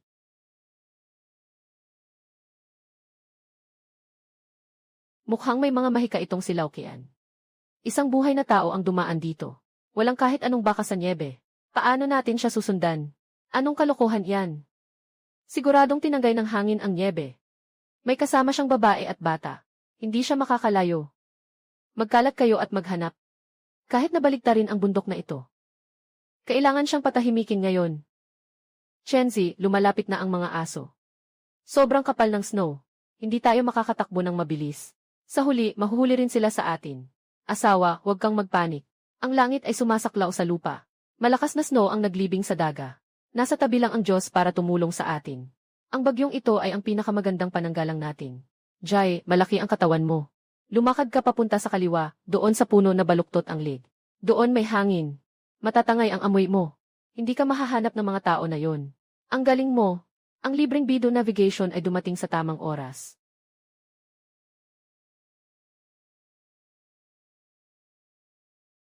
Shen, huwag kang magpakatatag, ha? May mga baril sila sa kamay. Nandito kami ni Nono naghihintay sa'yo. Dapat bumalik ka ng buo.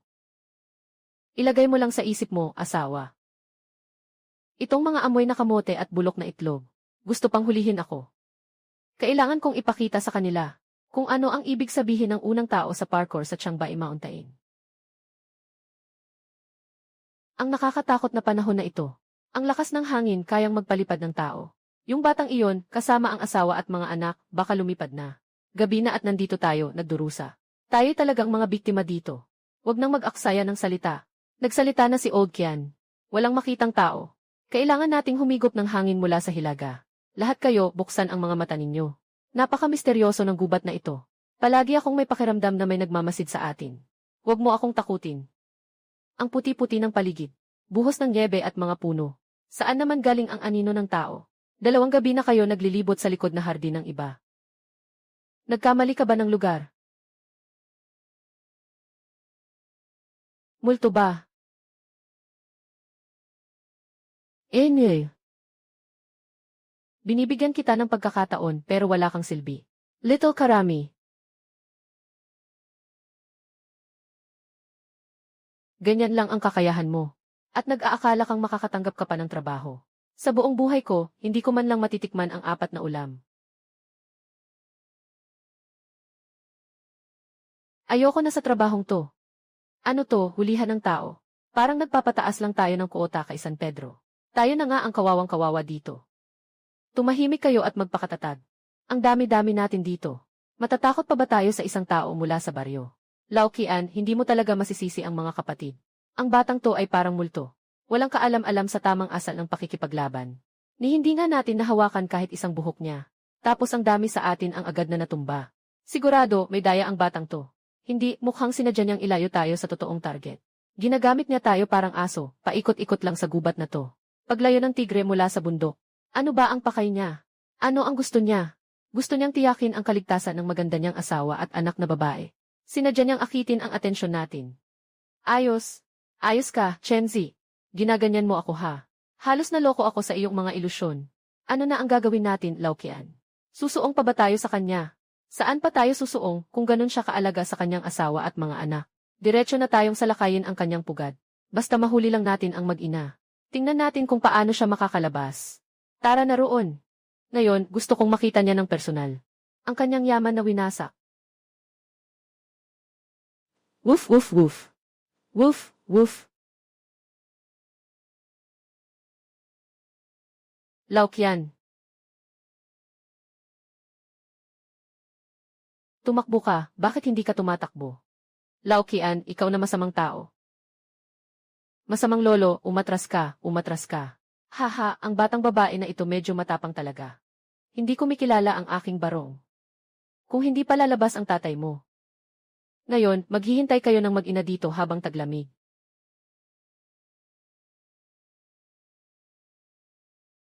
Pakawalan mo ang asawa at anak ko. Ay, nandito na ang eksperto sa parkour. Hindi ba't nakakahiya kang magtago kanina? Akala mo kami ay mga unggoy na pinalalaro. Bakit hindi ka tumatakbo? Akala ko ba magaling kang makipaglaban? Akala ko ba kaya mong magpatawag ng mga halimaw? Halika, tingnan natin kung mas mabilis ang halimaw mo o ang apoy ko. O mas mabilis ang apoy ko. Chenzi, wag mo kaming alalahanin, umalis na tayo. Hindi sila mga has na magpapaputok. Ang ingay ay pwedeng magpabagsak sa mga nyebe sa paligid. Tumakbo ka at maghanap ng tao para hulihin sila. Tumahimik ka o papatayin kita. Laukian. Kung may lakas ka, lumaban ka sa akin. Huwag idamay ang asawa at anak. Ito ang batas ng mundo. Palayain mo sila. Ang buhay ko ay nasa kamay ninyo. Hahaha, sabihin mo sa akin ang mga patakaran. Dito sa bulag na lugar, ako ang patakaran. Ngayon, agad kang magpatira pa at umamin ng pagkakamali. Kung hindi, ipapadala ko muna ang asawa mo para kumuha ng pagkain. Mabilis, magpatira pa na, huwag na mag-aksaya ng oras. Kagat mo siya, dakilang itim. Anong dakilang itim at munting itim? Batang babae lang yan. Huwag kang magpanggap dyan.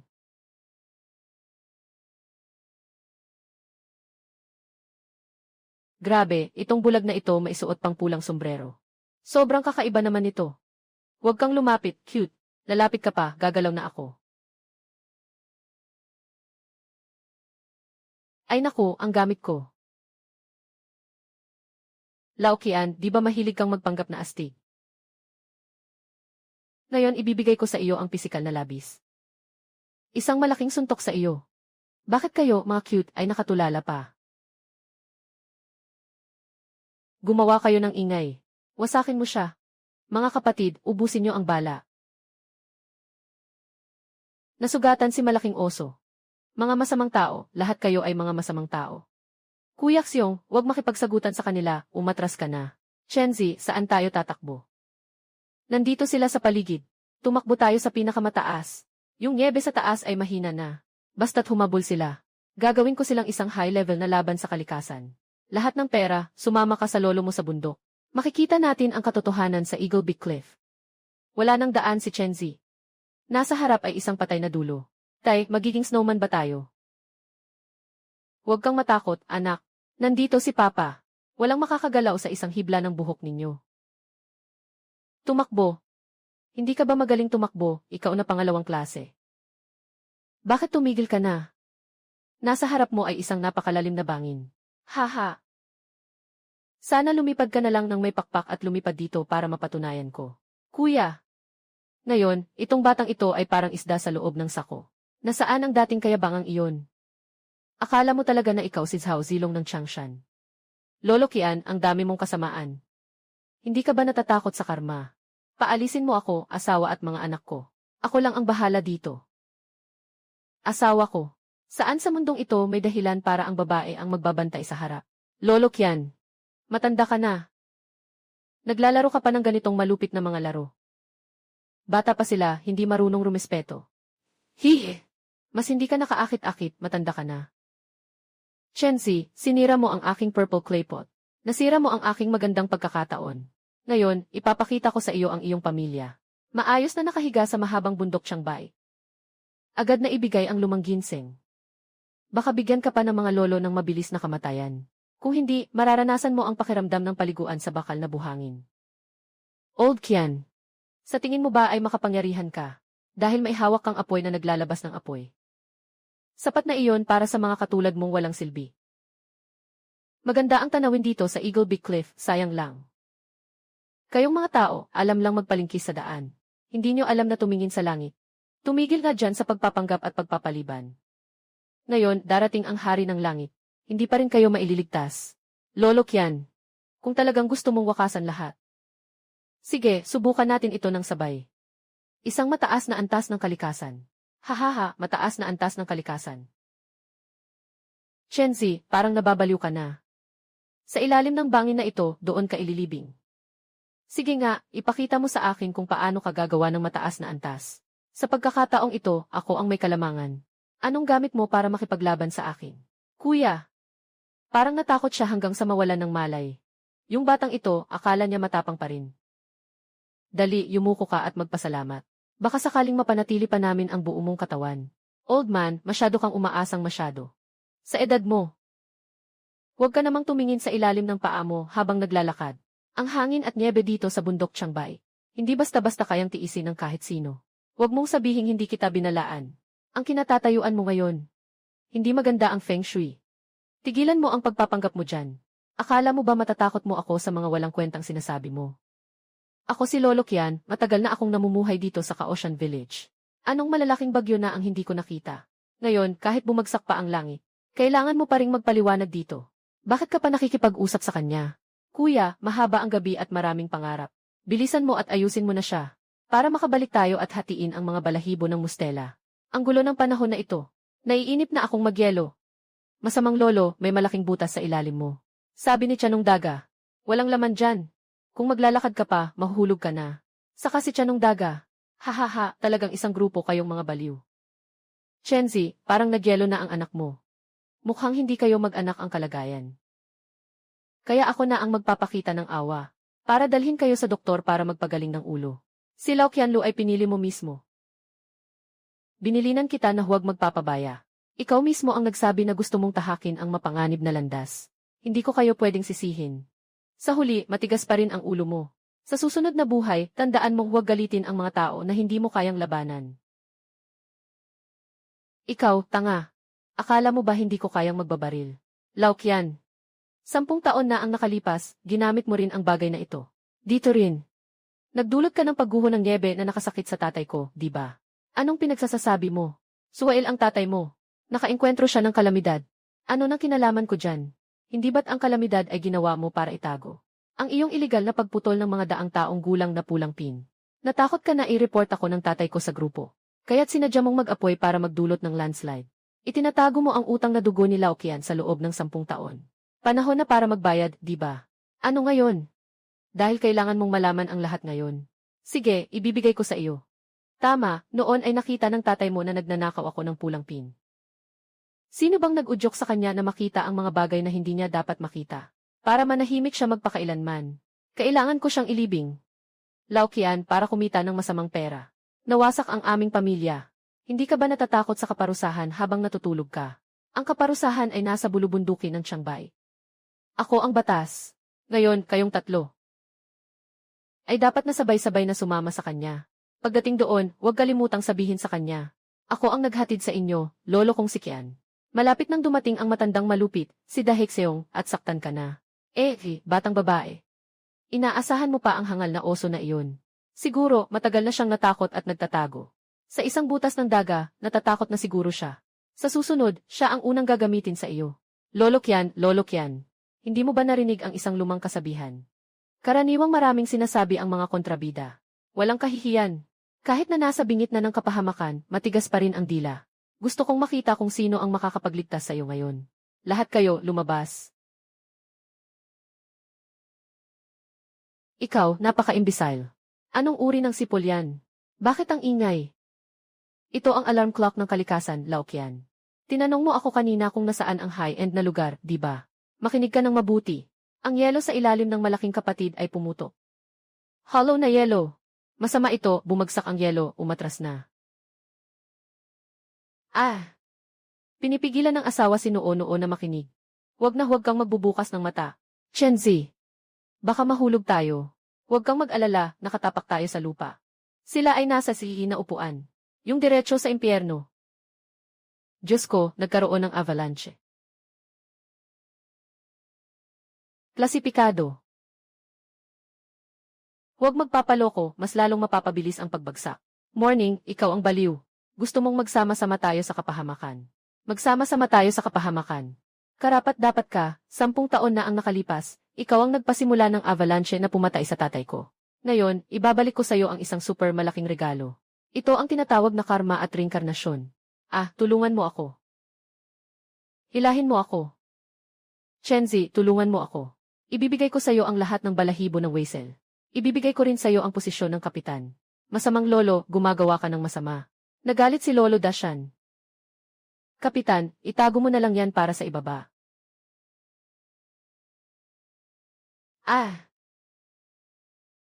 No. Ayos lang ba kayo? Chenzi, ayos lang kami. Ang galing ng tatay. Inilibing ni Lolo Dashan ang mga masamang tao. Sa harap ng kalikasan, itong mga bulok na patatas ay walang halaga. Langit, asawa, bantayan mo ang anak na babae. Pupunta lang ako para tapusin ito. Boom! Uy, Lolo Qian. Sapat ba ang sorpresa na ito? Chen, Lolo Chen, nagkamali ako. Talagang sumuko na ako. Hilahin mo ako pataas. Ibibigay ko sa iyo ang lahat ng meron ako. Kung nakakatulong ang paghingi ng tawad, bakit pa kailangan ng malaking bundok? Noong 10 taon na ang nakalipas, nang saktan mo ang tatay ko. Bakit hindi mo naisip ang araw na ito? Nangyari iyon sa hindi inaasahang pagkakataon. Hindi ko talaga sinasadya iyon. Hilahin mo ako pataas. Ayaw kong gawin yan. Dito na si Beer para kumuha ng padala. Itim na oso. Itim na oso. Chenzi, pakawalan mo siya. Matanda na ang karne ko. Hindi masarap. Si Kuya Beer ang tagasuri ng yebeng kagubatan na ito. Kung pasado o hindi ang matandang buto mo. Siya ang may desisyon. Tulungan mo ako, uhuhu. Kuya Beer, pakitaas naman ang tiyan mo ng kaunti. Huwag mong gawing larawan ang matandang buto na iyan. May malaking gamit pa ako sa kanya. Chen, wala ka namang ebidensya sa nangyari 10 taon na ang nakalipas. Ang tatay mo ay nakatagpo ng kalamidad. Wala kang maipapakitang ebidensya. Sino ang maniniwala sa'yo? Yenwe, si Laokian. Ito ay parang matandang babae na pumasok sa kumot. Pinatawa mo ako, Akala mo ba ang malamig na hangin at niebe sa bundok ay kayang takpan ang mga kalokohan mo? Anong ginagawa mo, Chenzi? May itinatago ba sa puno na iyon? Asawa, 10 taon na ang nakalipas sa araw na ito. Si Laokian ay nakatayo sa likod ng punong ito at nagpapaputok. Akala niya ay walang kapintasan ang kanyang plano.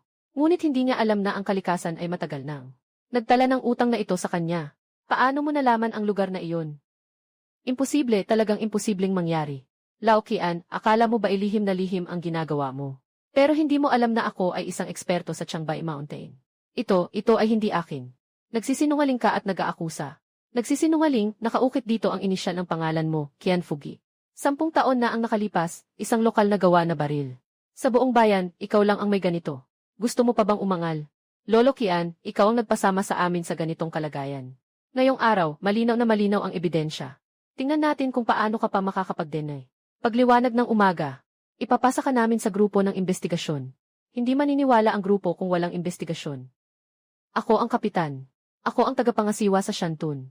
Simula ngayon. Tapos na ang iyong karanasan bilang malaking kapitan. Ang itlog na ito at ang salaysay ni Wei Jinbiao ay sapat na para makakain ka ng 10 beses ng libreng money.